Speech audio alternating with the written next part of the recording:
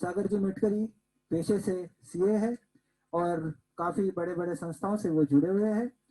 साथ में जो आशीष जी जैन हैं, वो उन्होंने कॉमर्स में पोस्ट ग्रेजुएशन भी किया है। उनका फार्मेसी का एक बिजनेस भी है नागपुर में। उसके पश्चात उन्होंने प्राकृत जो इसमें है वहाँ उनसे डिग्री हासिल की है, उन्होंने उसमें पदवी प्राप्त की है। उसके पश्चात वो जैन हिस्ट्री और साइंस यानी इतिहास, जैन का इतिहास और विज्ञान इन सब्जेक्ट में भी दोनों भी जैन रुचि रखते हैं। तो मैं ज्यादा समय ना लेते हुए आज का जो प्रोग्राम है वह शुरू करने के लिए श्री सागर जी मिटकरी एवं आशीष जी जैन इनको विनती करता हूं। सागर भैया। यस, धन्यवाद आभास। मेरा आवाज ठीक आ रहा है? हाँ, बस वो एकदम परफेक्ट, एकदम परफेक्ट। ठीक है। सर्वप्रथम तो मैं और आशीष हम दोनों दिगंबर जैन समाज लक्ष्मी नगर का आभार व्यक्त करते हैं। सबसे पहले कि हम लोग लगातार बार आप लोगों ने मौका दिया कि कोई विषय समाज के सामने रखे। हर वर्ष की तरह कोई तो एक नया विषय और नई संज्ञा के साथ, नए आइडिया के साथ हम लोग आप लोगों के सामने लाते हैं और आप लोगों ने हमें काफी सराहना दी है। तो हमारा भी एक हिम्मत जो है वो हमेशा हर साल बढ़ते रहती है। इस साल भी हमने एक प्रयास किया है, एक प्रयास किया हुआ है कि आप लोगों के सामने जो इतिहास शायद आप लोगों को पता है, लेकिन वो जो चीज अनकहे पहलू है, अनसुने पहलू है, वो आप लोगों के सामने लाए। तो शुरू करें आशीष? बिल्कुल सागर, आप सभी को पहले मेरा जय जिनेंद्र। मेरा नाम आशीष है और विगत 5 वर्षों से ये हमारा मेरा और सागर का 5वां साल है। लास्ट ईयर हम लोगों ने रहस्यमय द्वारिका सागर, हाँ, तो रहस्यमय द्वारिका में सागर हम लोगों ने यादव को यहूदी के बराबर रूप है, में वो एक रेफरेंस दिया था हम लोगों ने। बिल्कुल सागर। और इसमें एक कोशिश ये की थी कि प्राचीन यादव आज के इजराइल में कैसे पहुंचे थे। तो खैर ठीक है, इसी श्रृंखला में इस साल हम लोग कुंभलगढ़ में संप्रति मौर्य इस विषय को आपके सामने लेके आए। तो अभी मैं एक रिक्वेस्ट करूंगा कि मैं एक स्क्रीन शेयर करने वाला हूं आप लोगों के सामने, जो एक पावर पॉइंट का प्रेजेंटेशन रहेगा हर साल की तरह। और आप लोग वो पावर पॉइंट में जो हम लोग पॉइंट्स दे रहे हैं उसकी तरफ भी ध्यान दें, और जो हम लोग बताने वाले हैं उसके तरफ भी थोड़ा ध्यान दें। धन्यवाद। लेकिन उसके पहले मैं सभी से जो जुड़े हुए हैं उन सबसे एक निवेदन करना चाहता हूं कि प्रेजेंटेशन शुरू रहते वक्त कोई भी अपने आप को अनम्यूट ना करे, ताकि प्रोग्राम में कोई और वीडियो सब लोग ऑन रखे अगर आपको लगता है तो, और इस कार्यक्रम का आनंद उठाइए। धन्यवाद। आशीष भैया। ये हमने स्क्रीन शेयर की है। आभास आप थोड़ा कंफर्म करेंगे? जी सागर भैया दिख रही है? परफेक्ट, दिख रही है जी जी। सो हम लोगों ने हमारे टॉपिक का नाम जो है वो थोड़ा श्रिंक करके ये लिखा है कि कुंभलगढ़ एक मौर्यकालीन विरासत। हम लोगों ने इस टॉपिक का नाम श्रिंक करके एग्जैक्टली ये क्यों रखा, ये भी अभी अगले 40 मिनट में आप लोगों को ध्यान में आने वाला है। और इस श्रृंखला में आगे बढ़ाते हुए आप लोगों को हर साल जैसे हम एक डिस्क्लेमर देते हैं, हर एक इन्फॉर्मेशन हम लोग एक देते हैं कि भाई ये पर्टिकुलर जो इन्फॉर्मेशन है ये हम लोगों ने जैन शास्त्रों की नजर से केवल जानकारी के तौर पे आप लोगों के सामने प्रस्तुत करने का प्रयास किया है। और इस विषय को सामने लाने के लिए जो जैन धर्म के सारे पंथों से हम लोग हमेशा जानकारी लेते हैं, तो फिर वो दिगंबर आमनाय हो, श्वेतंबर आमनाय हो, ओवरऑल जैन आमनाय से हम लोग इकट्ठा करते हैं सारी इंफॉर्मेशन। और कोई भी पर्टिकुलर विचार सरणी हमारा हावी करने का कोई भी मंशा नहीं है। हम लोगों ने पूरा प्रयत्न किया है कि जो भी जानकारी हम लोग आपके सामने ला रहे हैं उसका एक शास्त्रोक्त या फिर शोध कार्य या वैज्ञानिक प्रमाण हो। किसी को भी अगर उस पर्टिकुलर वैज्ञानिक प्रमाण या जो हमारा शोध है उसके ऊपर अगर जानकारी लेनी है कि हमने कौन सा सोर्स यूज किया है, तो प्रोग्राम के बाद आप हम लोगों को डेफिनेटली मांग सकते हैं वो। एक गूगल इंग्लिश ट्रांसलेटर का हम लोग वापर करते हैं हिंदी में पावर पॉइंट प्रेजेंटेशन तैयार करने के लिए, तो उस वजह से थोड़ी बहुत गलतियां होती है। तो वो गलतियों के लिए पहले से ही हम लोग आप लोगों की माफी मांगते हैं।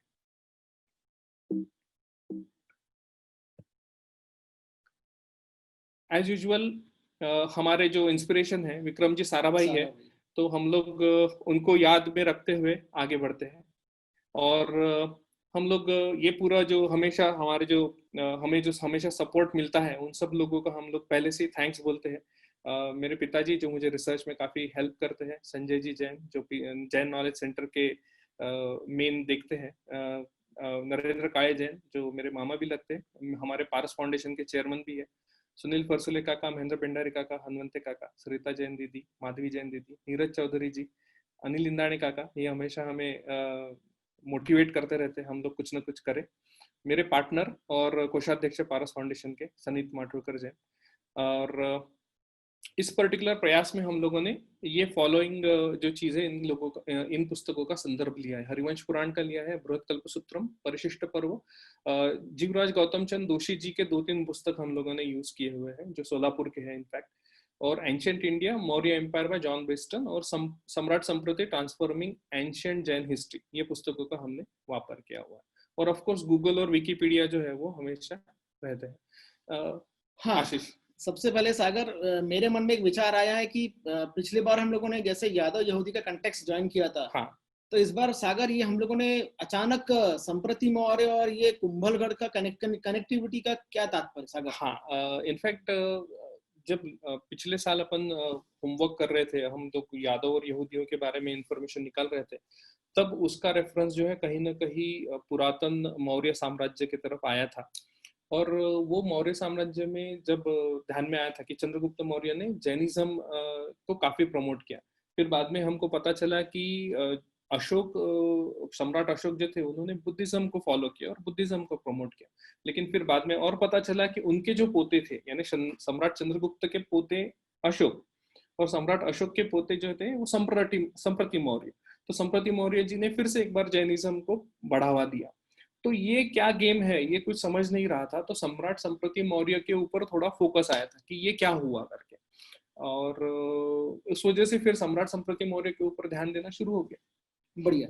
सागर, मेरे मन में अक्सर एक ख्याल आता है कि हर जैनिज्म का जो भी हम विषय लेते हैं, अक्सर शोध कार्य करते समय मौर्य वंश की प्रणाली सबसे मुख्य होती है, ऐसा जहां तक मेरा एक अंदाज है। बिल्कुल बिल्कुल बराबर, क्योंकि ऐसा कहा जाता है कि महावीर स्वामी के निर्वाण के 150 या 160 वर्ष बाद में चंद्रगुप्त मौर्य का जन्म हुआ। राइट।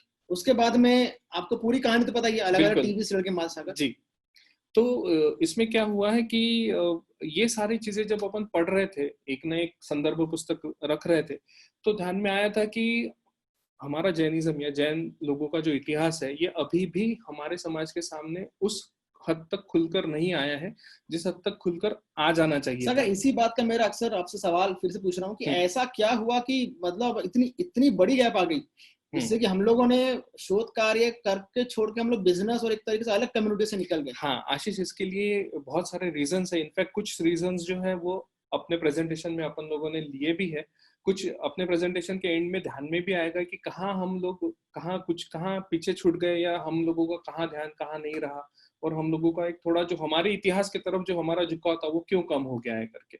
तो बातों बातों में जब बात चल रही थी छुट्टियां मनाने की, तो आपको याद होगा कि मैं बोल रहा था कि राजस्थान में जाना है, और राजस्थान के बारे में जब होमवर्क कर रहे थे तब ध्यान में आया कि कुंभलगढ़ करके एक वहां पे किला है, जहाँ पे एक बहुत बड़ी दीवाल है 36 किलोमीटर लंबी, जो चाइना की दीवाल के बाद सेकंड लार्जेस्ट दीवाल है। एक मिनट सागर, मैं आपको एक बात पूछना चाहूंगा कि आज की तारीख में महावीर स्वामी, चंद्रगुप्त मौर्य, संप्रति मौर्य, ये सब जा चुके हैं, पर इन्होंने छोड़ा क्या है? आप क्यों अननेसेसरी इन सब चीजों को खोद के निकालने का प्रयास करते हैं सागर? एग्जैक्टली यही बात है आशीष, कि यही हमारे जनरेशन के जो लोग हैं वो वही सोचते हैं कि अब जो हुआ सो हुआ, तो अब इसमें क्या, लेकिन जो हुआ वो क्या हुआ वो ध्यान में लाने की बहुत जरूरत है। नॉट ओनली दैट, और अगर जो हुआ उसके अगर आपको प्रमाण मिल रहे हैं, और उसके अगर आपको जिसे बोलते फिजिकल एविडेंसेस अगर मिल रहे हैं, तो हो ना हो हम लोग उसकी तरफ देख के हुए हम लोग खुद को मोटिवेट कर सकते हैं, इंस्पायर कर सकते हैं कि कुछ हम और भी अच्छा करें।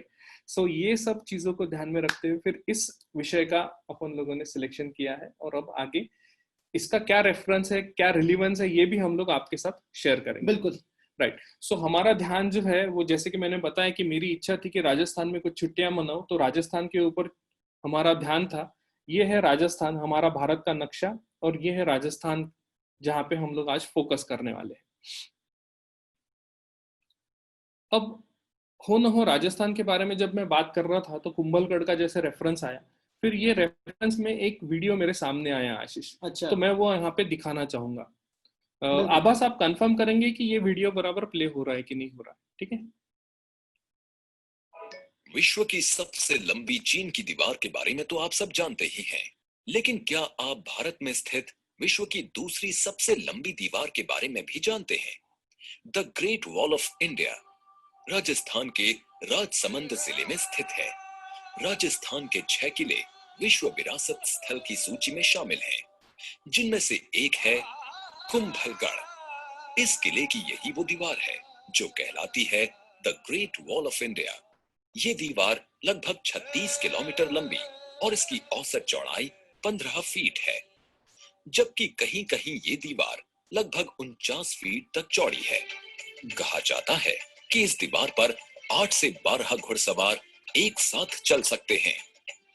समुद्र तल से 1000 मीटर से भी ज्यादा ऊंचाई पर बने इस किले का निर्माण महाराणा कुंभा ने प्रमुख वास्तुविद माइन की देखरेख में करवाया था। ऐसी मान्यता है कि दूसरी सदी ईसवी पूर्व में सम्राट अशोक के पौत्र सम्राट संप्रति द्वारा बनाए दुर्ग के अवशेषों पर इस किले का निर्माण किया गया। इस किले के निर्माण में काफी अड़चनें आईं, जिससे इस किले को बनकर तैयार होने में 15 सालों का लंबा समय लगा। 1443 से लेकर 1458 तक इसका निर्माण कार्य चला। सागर, मतलब ये वीडियो मैंने देखा है अभी। आपके बोलने का, आपके कहने का तात्पर्य ये जो तो मैं समझ पाया हूँ कि 14वीं शताब्दी का कुंभलगढ़, और हम इसको जोड़ रहे हैं ईसा पूर्व संप्रति मौर्य से। एग्जैक्टली और एग्जैक्टली ये वीडियो देखने के बाद ही आशीष, ये पूरी जो इंटरेस्ट है इस पर्टिकुलर किले में, जो इंटरेस्ट है, क्या है ये किला, क्यों बना, कैसे बना, इसका इतिहास क्या है। सब अपनी जगह है, लेकिन 36 किलोमीटर का दीवार, 36 किलोमीटर का किला है सागर। राइट। मतलब चाइना वॉल तो शायद प्रथम कहलाती है मेरे हिसाब से। चाइना वॉल जो है वो प्रथम है विश्व में, और उसके बाद सबसे बड़ी जो अगर दीवार बनी है तो वो ये बनी है 36 किलोमीटर लंबी। और इसका भी इतिहास है आशीष, और ये इतिहास जो है वो 2500 साल पहले जाता है। लेकिन पहले हम ये देख लेते हैं कि कुंभलगढ़ का जो हमारा परिचित इतिहास है, परिचित इतिहास का मतलब ये है कि क्या हमने आज तक क्या क्या पढ़ा है कुंभलगढ़ के बारे में, या फिर हम जब एज अ टूरिस्ट जाते हैं कुंभलगढ़ में तो हमें क्या पता चलता है। और सागर, मैंने तो कुंभलगढ़ में सिर्फ राणा कुंभा और अपना क्या कहा जाता है महाराणा प्रताप, हाँ, इनके बारे में ज्यादा सुना है सागर। एग्जैक्टली तो वही आज का प्रयास है आशीष कि महाराणा कुंभा और महाराणा प्रताप से भी परे कुछ तो भी कुंभलगढ़ में है। अच्छा, तो वो क्या है वो अपन देखते हैं। सबसे पहले जो हमें परिचित इंफॉर्मेशन है उसके बारे में हम लोग जानकारी लेते हैं। सबसे पहले तो मैं ये बताना चाहूंगा कि ये जो 1100 मीटर की ऊंचाई पर अरावली पर्वत श्रृंखला पे है ये पर्टिकुलर किला। आपकी जानकारी के लिए बता दूं कि 8800 मीटर पे एवरेस्ट है, माउंट एवरेस्ट है, तो उसका 1/8 हाइट पे ये पर्टिकुलर किला है। सागर, आपका कहना है अरावली पर्वत मतलब ये वही पर्वत है जो अक्सर ग्रंथों में उल्लेख आते हैं कि महावीर स्वामी भी उस समय प्रचार प्रसार करने गए थे। Exactly, yes. और महावीर स्वामी के 150 साल के बाद का इतिहास जो है वो अभी आपने थोड़ी देर पहले बताया था। तो इसका मतलब है कि ये जो जगह है यहाँ पे भी कहीं ना कहीं कभी ना कभी महावीर स्वामी जी का विहार हुआ है। सबसे इंपॉर्टेंट चीज है ये हमारे लिए। दूसरी बात है कि राणा कुंभा ने इस अजेय किला की नींव रख के 15 साल में इसे कंप्लीट किया था। अब इसको 15 साल क्यों लगे थे, इसका जो रीजनिंग है, इसका जो कारण है, वो उसके ऊपर हम लोग आगे आएंगे, बाद में आएंगे। तीसरा पॉइंट जो सबसे इम्पोर्टेंट आपने ध्यान में रखना है आशीष, की 36 किलोमीटर लंबी दीवार इसे अभेद्य बनाती है। 36 किलोमीटर दीवार बनाने की जरूरत क्या थी, ये भी हम आगे चल के देखेंगे कि क्या एग्जैक्टली क्या था, कि क्यों 36 किलोमीटर, भाई 36 किलोमीटर दीवार क्यों बनाते हैं। आज हम देखते हैं कि भाई समझो 2-5 किलोमीटर का भी अगर प्रॉपर्टी है तो भी हम 36 किलोमीटर अभी कोई ऐसा पेरीमीटर नहीं बनाता है। ठीक है, सो एक और इम्पोर्टेंट चीज, बहुत अच्छी चीज जो मैं आगे चल के एक और फोटो के जरिए आप लोगों को बताना चाहूंगा कि ऐसा बोला जाता है कि राणा कुंभा जो है रात भर इस किले को घी के बड़े दियों से प्रकाशमान रखा करते थे। जैसे हम आज के डेट में बोलते हैं ना कि मैंने मेरा घर जो है रात भर जो चीनी लाइट जो आते हैं उसके तरीके से अपन वो इल्यूमिनेट करके रखते हैं। तो राणा कुंभा जो है पूरे किला की पूरी दीवारें जो है वो पूरी वो घी के बड़े बड़े दियों से हर रोज प्रकाशमान रखते थे। तो थार डेजर्ट जो है वहां से भी अगर कोई देखता है तो कुंभलगढ़ दिखता था, ऐसा बोलते हैं। अच्छा, हाँ, ओके। तो दैट इज इम्पोर्टेंट। ये चीज ये दर्शाता है कि राणा कुंभा जो है वो राज्य जो था वो एक काफी वेल्थी राज्य था। और नॉट ओनली वेल्थी कि वो लोग जो है वो अपने वेल्थ को अपने सीने से, यानी जिसे बोलते हैं कि वो एक प्राउड फील करके एक चलते थे करके, यानी हम किसी के इसमें टांग नहीं अड़ाएंगे, लेकिन कोई अगर हमारे साथ भिड़ जाता है तो हम उसे छोड़ेंगे भी नहीं। ये पर्टिकुलर अप्रोच रखा करते ये थे। सागर ये अप्रोच तो फिलहाल अभी चाइना में भी काफी सारा अभी देखा होगा बिल्कुल, हम लोग जिस हिसाब से चाइना को हाँ। अभी हैंडल कर रहे हैं एग्जैक्टली इसी तरीके से हम लोग उनके सामने अभी डील कर रहे हैं आशीष। अच्छा, आगे चल के एक और पॉइंट ये है कि इसी किले को लेके राणा सांगा और महाराणा प्रताप, इन्होंने इसी किले से अपना जो जौहर है या अपना जो शौर्य है, उनका जो खुद का बलिदान है, इसका परिचय देके राजपूताना और भारत का इतिहास जो है वो गौरवान्वित किया है। तो जिसे एक बोलते हैं कि जो आक्रांताओं से मुक्ति दिलाने के लिए जो नॉर्मल पॉपुलेशन, जो अपने सिविल पॉपुलेशन, जो श्रावक पॉपुलेशन को आक्रांताओं से मुक्ति दिलाने के लिए सिर्फ राणा कुंभा ही नहीं, तो उनके जो बाद में आने वाले राणा सांगा और महाराणा प्रताप जो उनके वंशज थे, उन लोगों ने भी इस जगह का पावित्र्य, इस जगह की जो महानता है उसको आगे बरकरार रखते हुए मुस्लिम जो आक्रांता थे उन लोगों से लड़ के लोहा मान के खुद का बलिदान भी किया और हमारा इतिहास जो है वो गौरवान्वित किया। अगर मेरा जहां तक अंदाजा है कि ये कुंभलगढ़, ये वही कुंभलगढ़ है जहां पे महाराणा प्रताप का जन्म भी हुआ है। एग्जैक्टली, इनफैक्ट राणा कुंभा यानी उनकी सीरीज ऑफ एक्सेशन में महाराणा प्रताप आते हैं आशीष। ये पूरी फैमिली जो है वो सिसोडिया क्लैन जिसे बोलते हैं, सिसोडिया परिवार से है। हम इसके बारे में भी और देखेंगे आगे।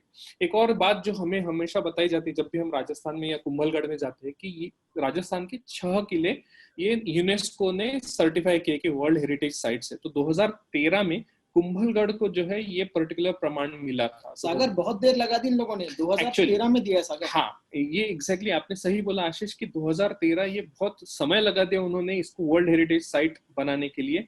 अगर वो वर्ल्ड हेरिटेज साइट अगर पहले बनती थी तो हो सकता है कि बहुत सारा इतिहास, बहुत सारे ऐतिहासिक कालीन जो वहाँ के जो बिल्डिंग्स थी, वहाँ के जो और आर्टिफैक्ट्स थे, वो जो है वो अपने को ध्यान में आ सकते थे। यानी सागर 2013 में अगर ये लोग हमको विश्व धरोहर किला घोषित कर रहे हैं तो लगभग अंग्रेजों ने काफी सारा लूट के चले गए। फिर बहुत ज्यादा लूट के चले गए आशीष। फिलहाल हमारे पास उन्होंने खंडहर छोड़ के रखे, लेकिन अगर इसे मैं वही तो बोल रहा हूँ कि इन खंडहरों में कहाँ चले गए आज ये खंडहर जो है ये इतिहास बताते हैं और इतिहास हमेशा हमें कुछ न कुछ सिखा के जाता है आशीष। ये कुछ हम लोगों ने उसके व्यूज आप लोगों के जस्ट परिप्रेक्ष्य दिलाने के लिए रखा है। देखिए ये इतना ऊंचा है और ये जो दीवार आप लोगों को भी एक राइट साइड में दिख रही होंगी दीवार इसकी, और ये इसकी दीवार ऊपर ये जो है ये 90 फीट लंबी दीवार है, 90 फीट। और आप लोगों को नीचे के जो 2 इमेजेस है इसमें दिख रहा होगा कुछ मंदिर भी है। सागर 90 फीट का तात्पर्य से मैं एक बात पूछूंगा, मतलब वो जो श्रवण बेलगोल में जो मूर्ति है बाहुबली, हाँ वो 57 फीट की मोनोलिथिक मूर्ति है आशीष। तो इसका मतलब है कि 90 फीट है, उससे भी ऊंची सिर्फ ये दीवार है। चौड़ाई 17 मीटर का ही। हाँ, चौड़ाई इसे बोला जाता है कि 15 मीटर इसकी चौड़ाई रखी है, जहां से 8 से 10 घुड़सवार जो है वो एक साथ खड़े रह के जा सकते हैं कर। So it's a massive construction. हमको ये फोटोज से अभी भी उतनी आइडिया नहीं आएंगी। मैं चाहूंगा आप लोगों को कि ये प्रेजेंटेशन के बाद हो ना हो जब भी आप कभी राजस्थान जाएंगे कुंभलगढ़ में पूरे 1 या 2 दिन आप जरूर देने वाले। तो चलो और एक आगे का देखते हैं आशीष। ये जो है ऊपर का जो फोटो है ये अब उसे कुंभलगढ़ को रात में प्रकाशित किया जाता है। एग्जैक्टली ये वो तरीका था जिस तरीके से राणा कुंभा इस किले को प्रकाशमान करते थे। आशीष आप देखिए कि किस तरीके से वो उजल के आ रहा है ये किला। सागर मैं तो ये मेरे लिए तो अकल्पनीय चीज है ये, मतलब एग्जैक्टली 35 से 36 किलोमीटर का पूरा दीवार, कंस्ट्रक्शन। और इतना इसकी आप चौड़ाई देखिए तो इतना आसान नहीं होगा, ये अभेद किला रहा होगा सागर। एग्जैक्टली ये, हाँ आशीष आप एकदम बराबर है, ये किला हमेशा अभेद्य रहा है। एक बार जब अकबर के टाइम पे इस किले में पानी की किल्लत हुई थी कुछ समय, बहुत अच्छा। उन्होंने ये किया था, अच्छा। 5-6 महीने कुछ उन्होंने घेरा करके रखा था। उस टाइम पे तह करके इन्होंने, वो एक बोल सकते कि that was the only problem, वही एक बार प्रॉब्लम हुआ था, लेकिन अदरवाइज उसके बाद कभी भी ये किला किसी ने कोई लड़ाई करते हुए जीत नहीं पाया। और सागर अभेद्य जहां किला तक मेरा अंदाजा है, अरावली पर्वत के आसपास इसको बनाना यानी हाँ, सोच से परे यानी है ये सोच के परे है। और राणा कुंभा भी ये क्यों सोच पाए, इसके लिए भी जो It's इतिहास 9 है, o'clock. ये इतिहास जो है ये जाता है मौर्य, संप्रति मौर्य के तरफ। अब ठीक। संप्रति मौर्य ले जाएंगे आप? हाँ अभी तो हम बिल्कुल, अभी तो हम कुंभलगढ़ में हैं, मैं आपको और पीछे लेके जाने वाला हूँ बढ़िया। आशीष। तो कुंभलगढ़ का जो है अपरिचित इतिहास अब मैं आप लोगों के सामने रखना चाहता हूँ। ये इतिहास वो है जो हम लोगों को बहुत कम सोर्सेस के जरिए मिलता है। सबसे पहली और सबसे मोस्ट इम्पोर्टेंट बात यह है इसमें कि इस किले को कुंभलगढ़ करके नहीं बोला जाता है पुराणों में, या पुराण काल के जो भी आपके संदर्भ ग्रंथ है, इसे मच्छिंद्रपुर किला के नाम से जाना जाता है। अब ये मच्छिंद्र नाम जो है, ये नाम है राजस्थान का एंशियंट नाम, और उसमें ये one of the most important किला हुआ करता था, सबसे इंपॉर्टेंट किला हुआ करता था तब के जमाने में। अब मैं ये कौन सा जमाने की बात कर रहा हूँ, तो 5वीं शताब्दी से पीछे 250 से 300 ईस्वी सन पूर्व तक, यानी ये 800 साल की मैं बात कर रहा हूँ। यानी ईस्वी सन पूर्व 200-300 साल से लेके 5वीं से 6वीं शताब्दी की मैं बात कर रहा हूँ। सागर हो ही नहीं सकता इतना पुराना, मतलब हम तो सोच भी नहीं सकते कभी ऐसा अच्छा समझाइए मुझे। हाँ बिल्कुल, मैं समझाऊंगा कि ये इतना पुराना इसका इतिहास है, और यही एक रीजन रहा है कि इस किले को बाद में राणा कुंभा ने वो इतिहास को जाना, समझा, परखा, और बाद में उन्होंने डिसाइड किया कि उनको वहां पे कुंभलगढ़ की राजधानी क्यों बनानी। मौर्य शासन में यहाँ पे जैन धर्म अनुयायी लोगों को राजाश्रय दिया गया था। मौर्य शासन में? मौर्य शासन में, यस, जो मौर्य शासन जो सम्राट चंद्रगुप्त मौर्य ने शुरू किया था, और संप्रति तक सम्राट सम्रति मौर्य तक जो बोलने के तात्पर्य जो मैं समझ रहा हूँ कि सम्राट चंद्रगुप्त मौर्य, उनके पुत्र बिंदुसार, उनके पुत्र अशोक, हाँ, अशोक के पर पोते हाँ, मतलब संप्रति मौर्य। और अभी आप बोलेंगे कि कुंभलगढ़, राणा कुंभा। हाँ सागर, ये तो 2500 वर्ष के आसपास हम लोग आ चुके हैं। हाँ, वो जो 2500 वर्ष का इतिहास है, ये इतिहास, ये जगह और ये यहाँ के जो मंदिर है, इन्होंने इतिहास को देखा हुआ है आशीष। सबसे इंपॉर्टेंट चीज वो है। उस वक्त जब ये मौर्यकालीन मच्छिंद्रपुर किला था, तभी इस जगह पे 300 से अधिक जैन मंदिरों का इसी पहाड़ श्रृंखला में निर्माण किया गया था।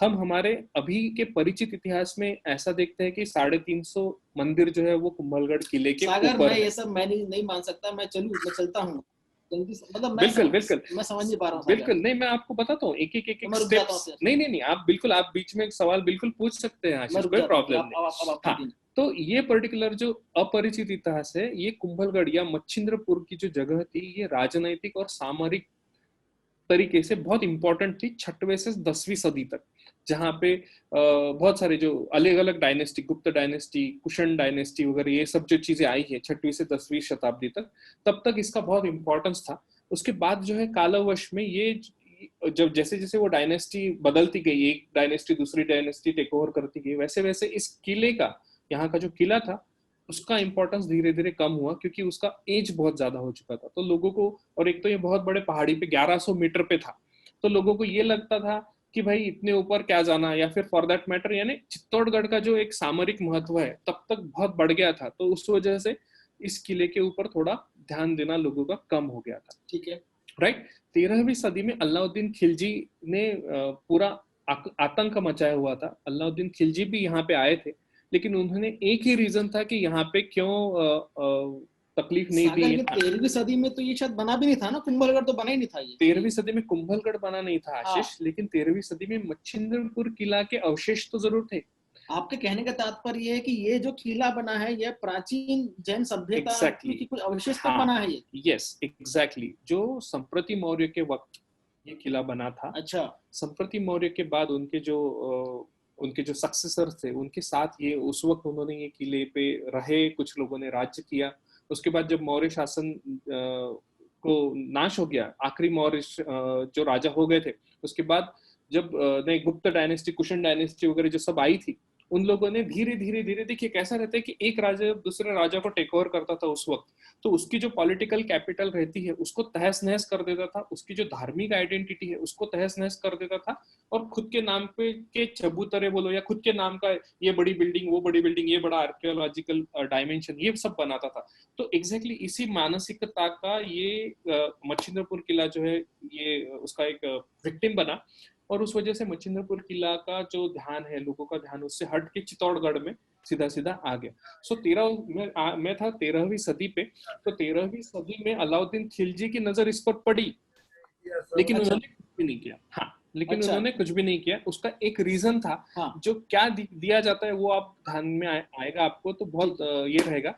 तो अलाउद्दीन खिलजी जो है, अलाउद्दीन खिलजी के पास बहुत सारी सेना थी और अच्छा। बहुत एग्रेसिव सेना थी, लेकिन उन्होंने क्या कैलकुलेशन किया कि ये पूरे किले के ऊपर जो शहर है बसा हुआ, ये इस शहर में बहुत सारे जैन मंदिर है, बहुत सारे व्यावसायिक जो रहते हैं, वो लोग काफी वेल्दी भी है, लेकिन उन्होंने ये सोचा कि ये इतने सब पहाड़ पे सब इतना अपना अटैक करके इतनी बड़ी सेना लेके, क्योंकि ये बहुत ऊपर है और वैसे किला जीतने में बहुत मुश्किल है, ये पर्टिकुलर जगह पे सेना लेके जाना बहुत मुश्किल है।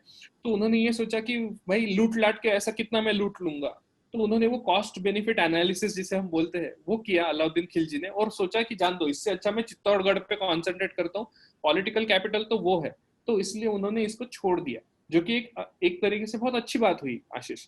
सो उस वजह से जैन धर्म के अनुयायी जो है यहाँ पे जो रहने वाले थे, वो अपना जैन धर्म पालन कर सके, अपने मंदिरों में जा सके और अपना व्यवसाय भी यहाँ से अच्छी तरीके से कर सके।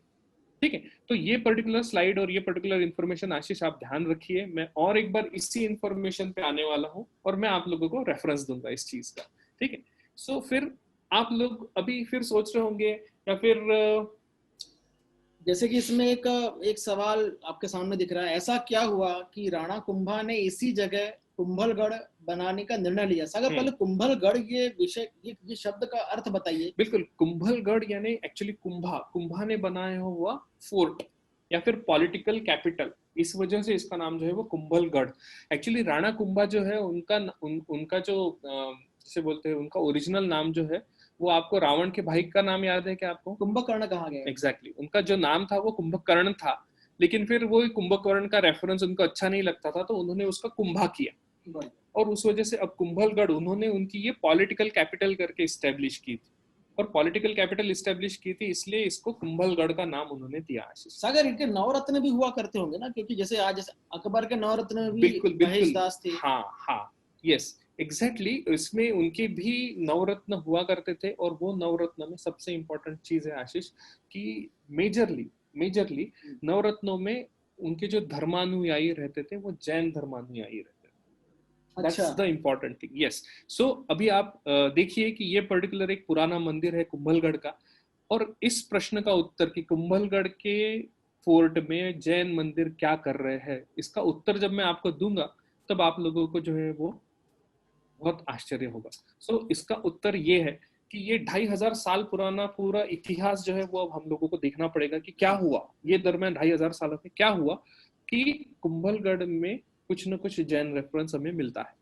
सागर ये एक जो मैप आप दिखा रहे हैं, ये मैप सम्राट अशोक का है। सम्राट अशोक, लेकिन जहां तक मेरा अंदाजा है कि अशोक के जो सम्राट अशोक के जो क्या बोलना चाहिए दादाजी जो थे, चंद्रगुप्त मौर्य, उनके दो गुरु थे, एक आध्यात्मिक गुरु भद्रभाव मुनि और पॉलिटिकल गुरु आचार्य चाणक्य मुनि कहते हैं। राइट, सागर उनका साम्राज्य लगभग 55 लाख किलोमीटर के आसपास का था। 62 लाख थोड़ा छोटा दिख रहा है मुझे।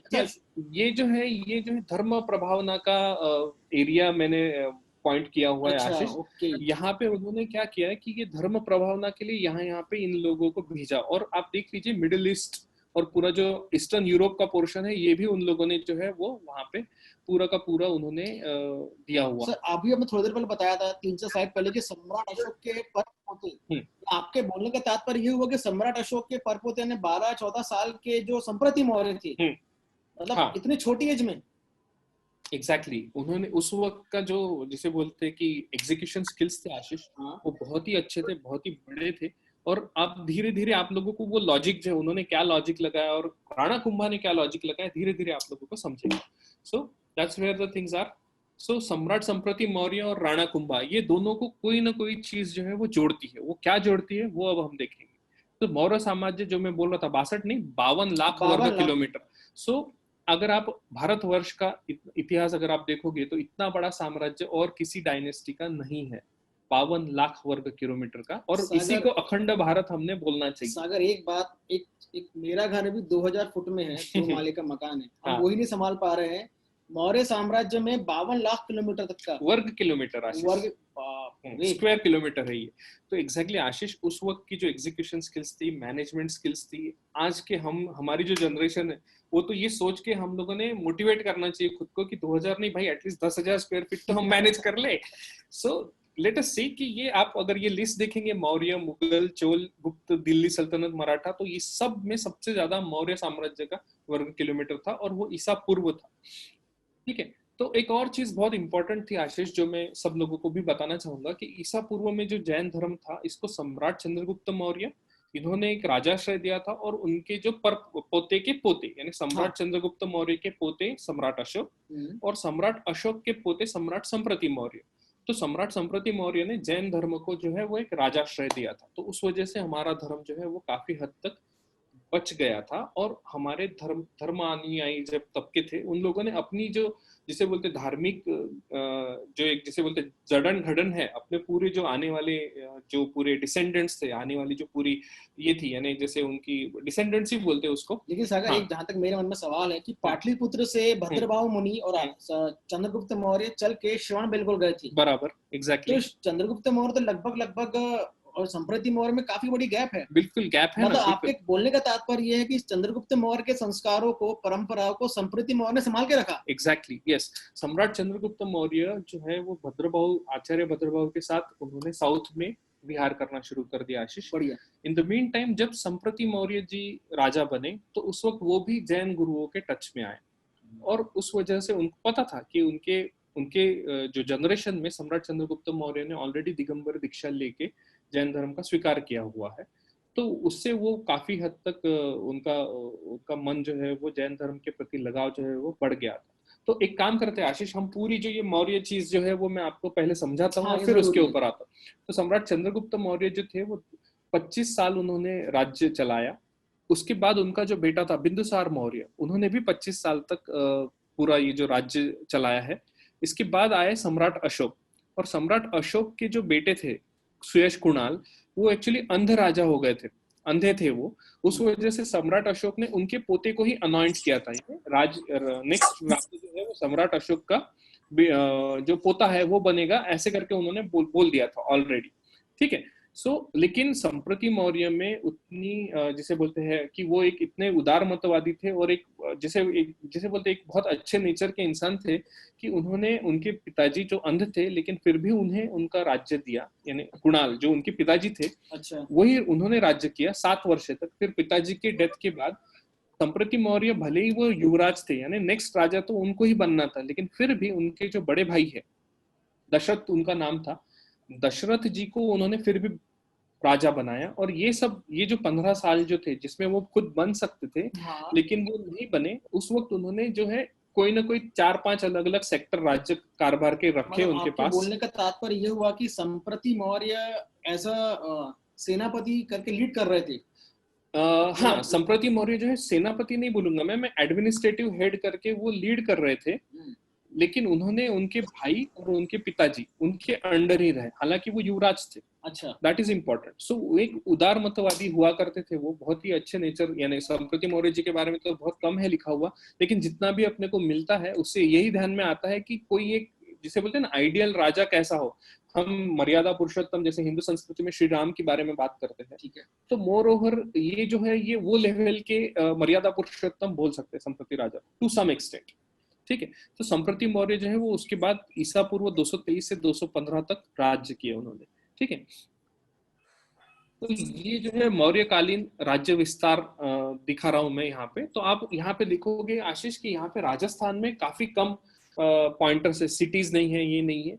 तो ये जो है ये फाइनली फिर संप्रति मौर्य ने यहाँ पे पूरा जो है वो अगर जहां तक मुझे समझ में आ रहा है कि पाटलिपुत्र उज्जैनी, वैसे संप्रति मौर्य को उज्जैन का नरेश कहा जाता था, क्योंकि जन्मस्थली शायद उज्जैन ही था। अच्छा। इसमें क्या हुआ था, देखिए आपने जैसे बोला कि जब 52 लाख स्क्वायर किलोमीटर में अगर आपको आपका राज चलाना है, तो आप लोगों को अलग अलग लोकेशन पे राजधानी आपको बनानी पड़ती है। इवन आज भी आप देखिए कि इंडिया में हम डेमोक्रेसी है, हमारा सेंट्रल गवर्नमेंट में राजधानी हर स्टेट में।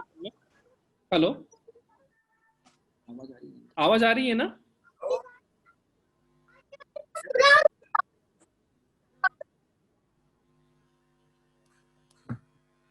आवाज आ रही है, राइट? हाँ हाँ आ रही है, सॉरी फॉर डिस्टर्बेंस। आ रही है, सॉरी। या सो आपने देखा होगा कि हम हमारा भारत ही आप देख लीजिए, भारत को ही मैनेज करने के लिए दिल्ली में सेंट्रल गवर्नमेंट की कैपिटल है आशीष, और पूरे स्टेट्स में इतने सारे अपन ने कैपिटल बना के रखे, स्टेट कैपिटल बना के रखे हैं।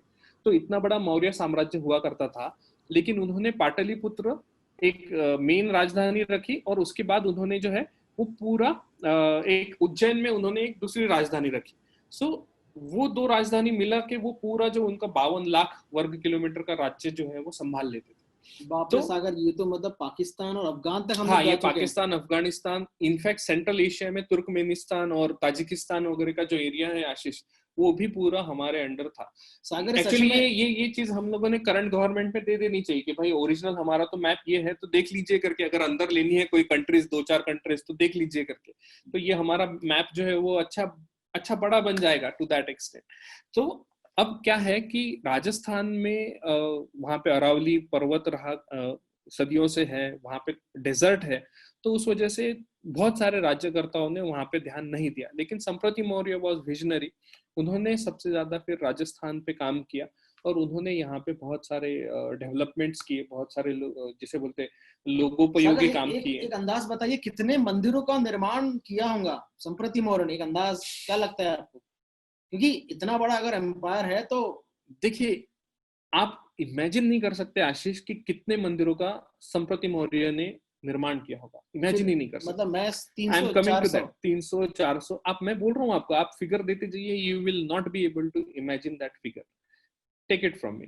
तो पहले मैं, लेकिन ये थोड़ा सा एक जैनिज्म के ऊपर आता हूं मैं, तो आप देखोगे ये टेबल जो है वो नीचे से अगर आप देखोगे तो नेमिनाथ स्वामी से मैं आता हूँ, वरदत्त के बाद पार्श्वनाथ स्वामी के बाद महावीर स्वामी जो हमारे अंतिम तीर्थंकर थे, उसके बाद गौतम गणधर और गौतम गणधर जी के समकालीन राजा जो थे वो राजा श्रेणिक थे।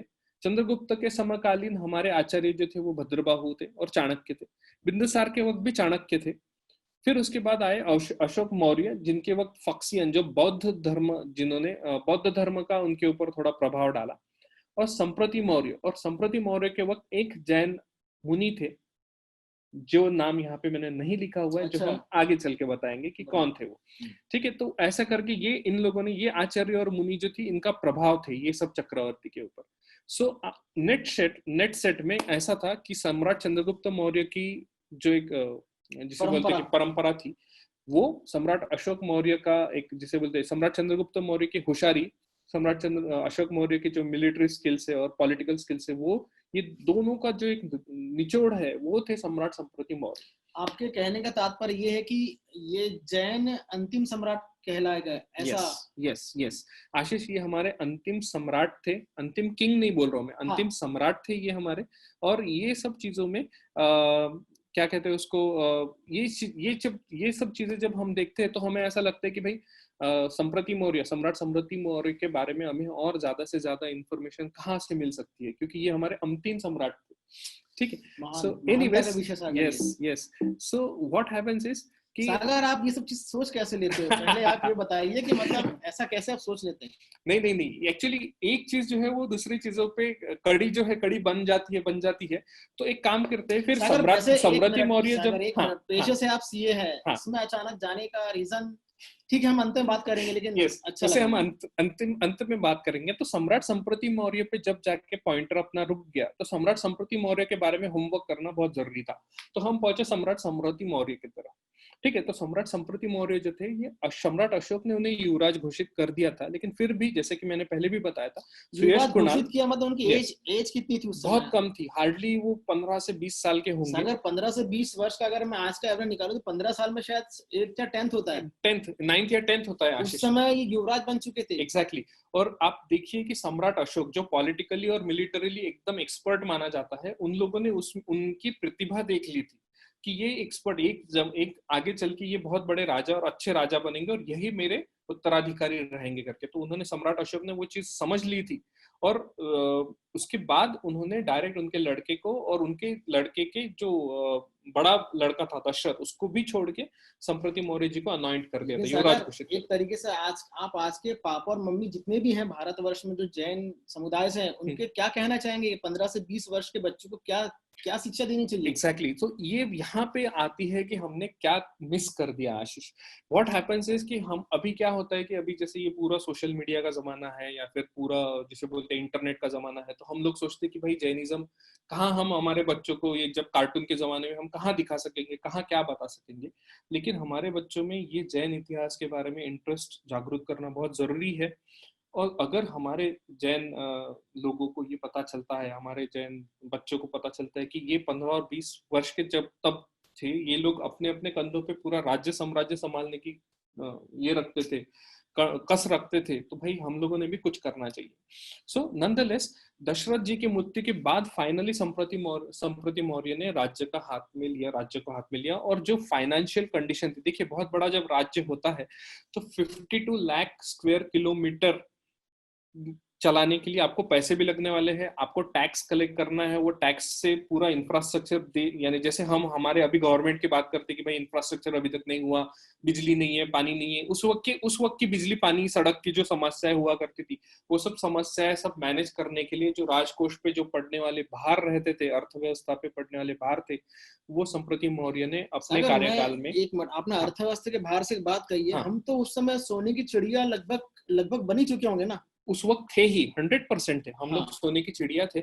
और अगर आप वहां का टैक्सेशन, उस वक्त का अगर आप टैक्सेशन से रिलेटेड अगर कोई रिसर्च पेपर अगर आप देखते हैं आशीष, तो आपको ध्यान में आएगा कि उस वक्त बहुत ही मिनिस्क्यूल टैक्सेस हुआ करते थे। अच्छा। इसका रीजन ही वही है कि जितने लोगों को आप, यानी उस वक्त क्या होता था, अभी जैसे हमारी 130 करोड़ की 137 करोड़ की पॉपुलेशन है और हमारे नेट जो टैक्स पेयर है वो 2.5 करोड़ है, यानी 137 करोड़ लोग हैं हम, लेकिन हमारे में से सिर्फ 2.5 करोड़ लोग टैक्स देते थे।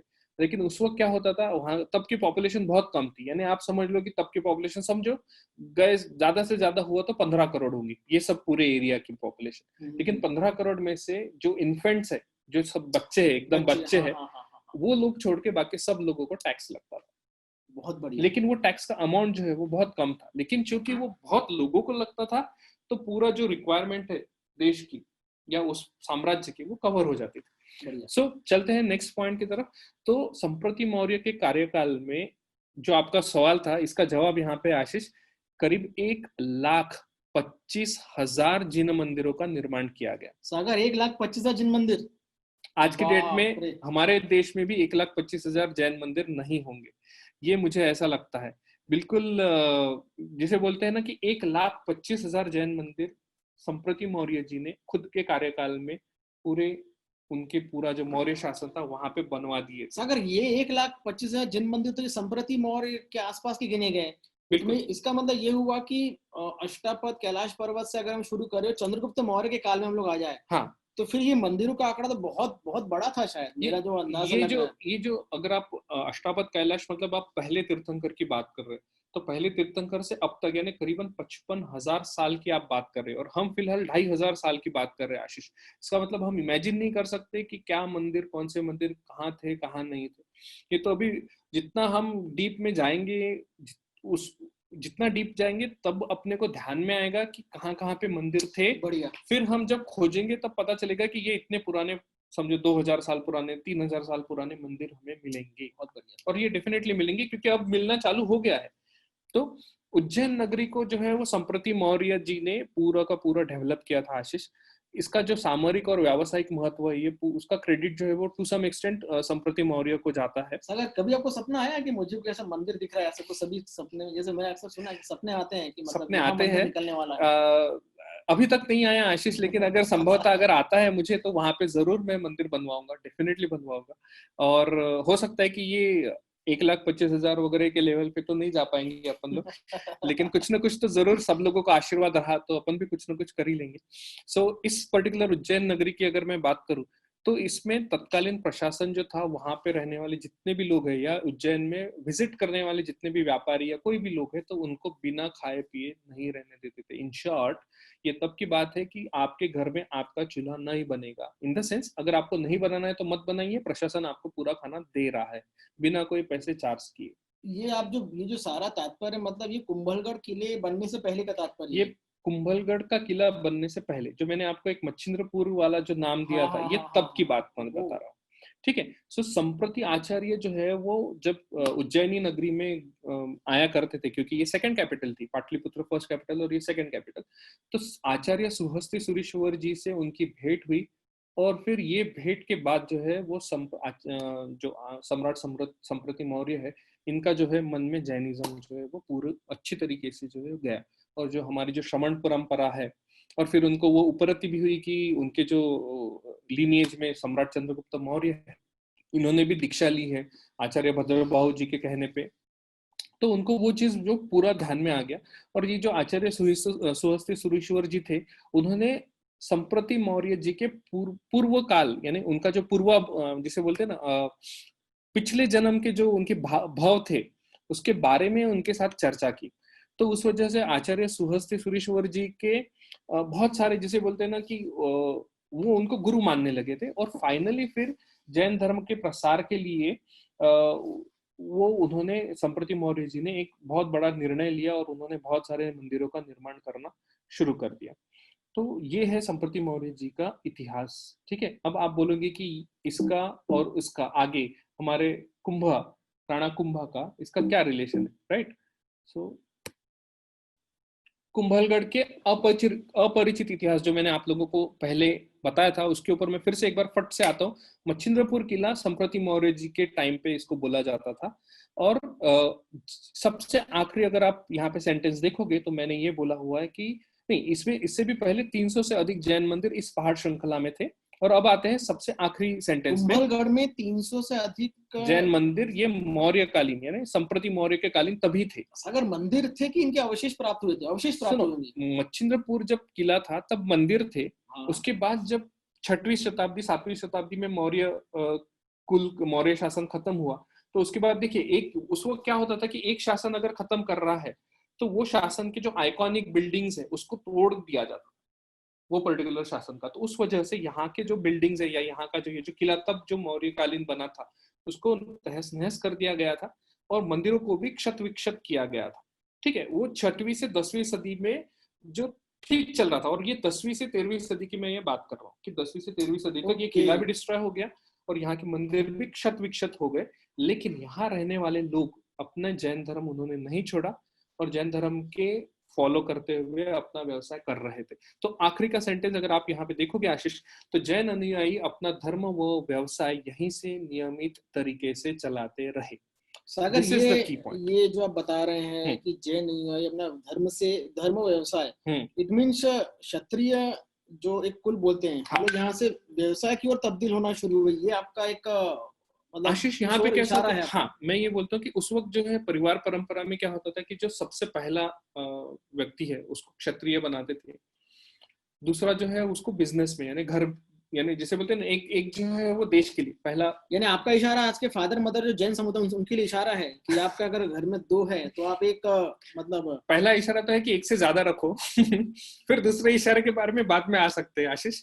सो anyways, so coming back to the seriousness of the topic, तो जैन अनुयायी अपना धर्म और व्यवसाय यहीं से चलाते थे। जैन धर्म के लोग जो है वो हमेशा क्षत्रिय रहे हैं। ये भी एक आपको बताता हूँ मैं कि हम लोग हमेशा क्षत्रिय रहे हैं। ठीक है। सो अब आते हैं राणा कुंभा के कार्यकाल की तरफ, या राणा कुंभा की तरफ आता हूँ कि अभी ये सब चीजें जो है ये क्यों रिलेटेड है, क्यों ऐसा हुआ है। तो राणा कुंभा जो है, इन्होंने जब रणमल राठौड़ करके एक थे, उनकी मदद से मेवाड़ का राज्य जो है वो जीता। लेकिन ये जो रणमल राठौड़ थे आशीष, ये इनके ऊपर भारी पड़ गए थे। ठीक है। यानी कि उनका हेल्प तो लिया था, लेकिन जिसे बोलते हैं ना कि भाई तेरी हेल्प ली थी मैंने, तू मेरे सर पे बैठा, ऐसा मैं नहीं चाहता हूँ। तो उनके सर पे, राणा कुंभा के सर के ऊपर बैठने की कोशिश करी रणमल राठौड़ जी ने। तो पॉलिटिकली तरीके से राणा कुंभा ने रणमल राठौड़ जी का वध करवा दिया। ठीक है। राणा कुंभा ने रणमल राठौड़ जी का वध करवा दिया। ठीक है। अब उस वजह से क्या हुआ, राणा कुंभा बिलोंग करते हैं सिसोदिया क्लैन से, राजपूती। ठीक है। और ये जो है राठौड़ क्लैन, ठीक है। तो इस वजह से सिसोदिया और राठौड़ परिवारों के बीच में जो है वो झगड़ा चालू हो गया, और झगड़ा यानी सिर्फ हमरी तुमरी नहीं, बिल्कुल तलवारबाजी वाला झगड़ा। यानी जहाँ पे एक सिसोदिया क्लैन राठौड़ क्लैन पे अटैक कर रहा है, वहां पे कुछ मर रहे, राठौड़ सिसोदिया पे अटैक कर रहा है, कुछ मर रहे, ऐसे वाले। ठीक है। Not only that, Rana Kumbha जो थे वो एक विजनरी थे और एक जिसे बोलते फॉरवर्ड लुकिंग व्यक्ति थे, जिनको अपना जो राज्य है वो बढ़ाना था। सागर, ये तो मैं समझ चुका हूँ, अभी आपने जितना सारा बताया उसमें आ चुका है कि विजनरी 36 किलोमीटर का एक वॉल डेवलप करना ये बिल्कुल विजन ही होता है। यस। तो उसमें क्या हुआ आशीष की 1442 सन 1442 में क्या हुआ कि उन्होंने महमूद खिलजी, मालवा के जो सुल्तान थे, उनको 3 बार हरा दिया बैक टू बैक। ठीक है।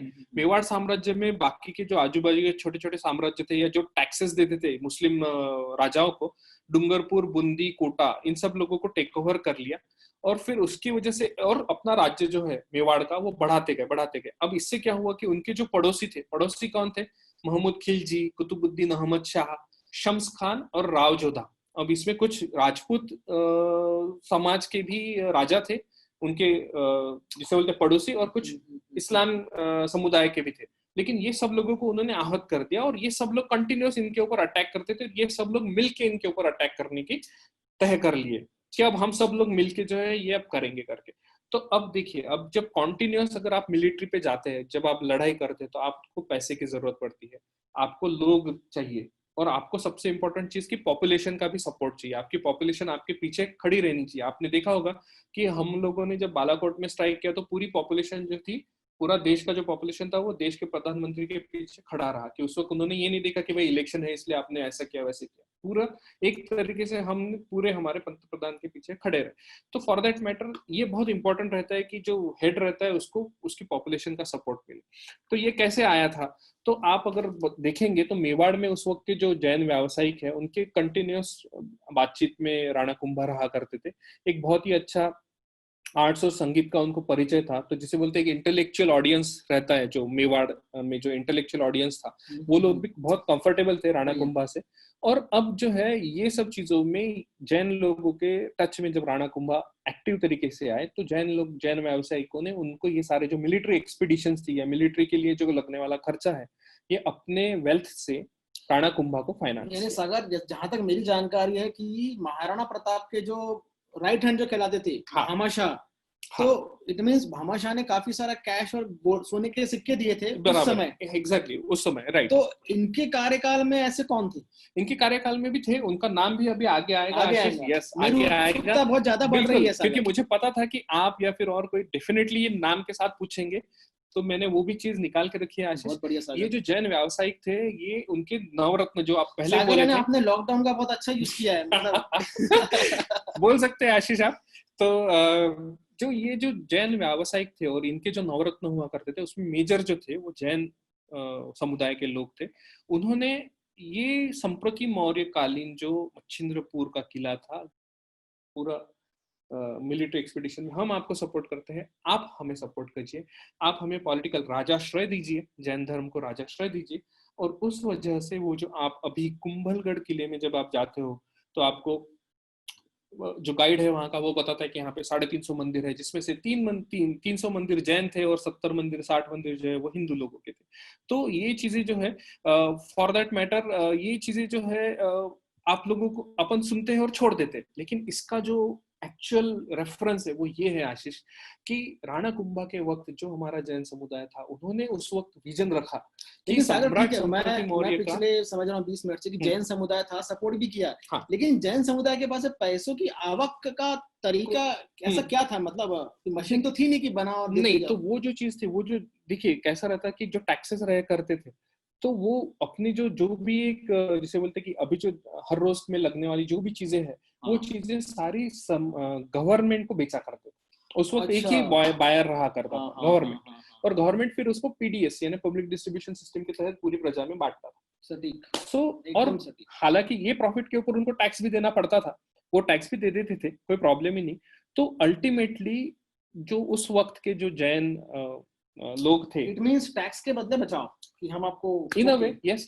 आज की डेट में हम क्या करते हैं कि भाई हम अगर रिसर्च एंड डेवलपमेंट में खर्चा किया तो हमें टैक्स में थोड़ा सा सही बात कमी कर दो बहुत करके, बढ़िया। हम ये डिडक्शन दे दो, वो डिडक्शन दे दो। तो उस बहुत वक्त हमारे समुदाय ने ये एक पर्टिकुलर, जहां से अपना धर्म भी बच जाए, जहां से व्यवसाय भी बचे, और जहां से उनको भी एक धरोहर उनका निकल जाए। बहुत सो ये एक हिस्ट्री है आशीष, जो हमें कहीं भी नहीं दिखती है। इसके ऊपर मैं जो ये जो तर्क जो मैंने आपको दिया है, अगर आप जैसे आप पूछ रहे थे कि आप क्या किस बेसिस पे आप बोल रहे हो, तो ये हाँ, तर्क है इसके तर्क आगे। वही है। यस बिल्कुल, मैं आपको तर्क भी दिखाऊंगा।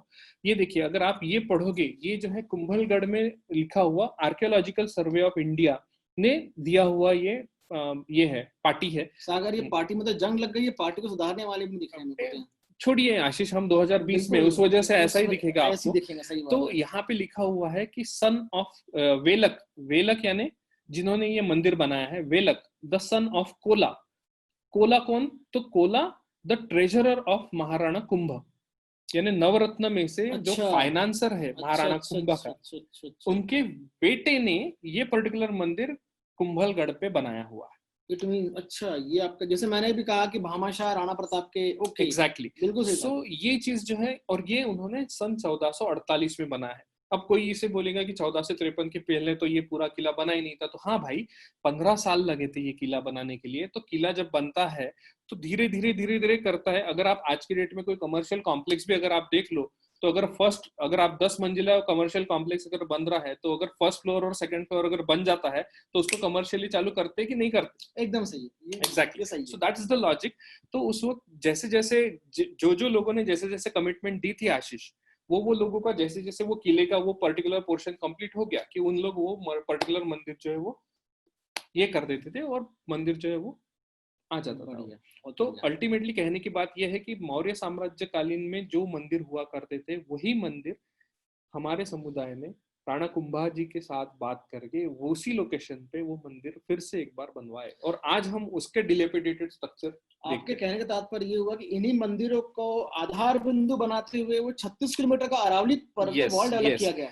अभी मैं Great. आपको एक लॉजिक बताता हूँ कि उस वक्त के जो जिसे बोलते कि जो एक अनकन्फर्म सोर्सेस, या जो एक जिसे बोलते जो मानने वाले लोग हैं, जो माइलस्टोन्स को जब हम जिसे बोलते हैं ना, when we connect the dots, when we get the dots, यानी ये भी समझा, ये भी समझा, ये भी समझा, तो हम जब तर्क लगाते हैं, तो वो तर्कों से यही जान पड़ता है आशीष, कि हर एक मंदिर जो अब वहां पे दिखता है, उससे पहले सम्राट संप्रति मौर्य ने उस जगह पे वो मंदिर बनवाया था, जिसके अवशेषों पे वो, और अवशेषों का वापर करके वो पर्टिकुलर मंदिर 15वीं शताब्दी में राणा कुंभा के वक्त बनाया गया।